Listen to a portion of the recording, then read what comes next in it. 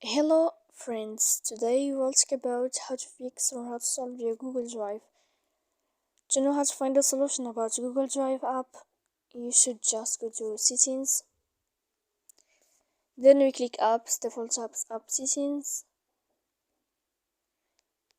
Here we'll click on Google Drive and you will enter. Then we click force stop and we click OK. You will find this window of storage, we click on it. Then you click clear cache. Don't click clear data because that can make errors in your app. And in the end you can turn off your phone. So please don't forget to support us by like and subscribe.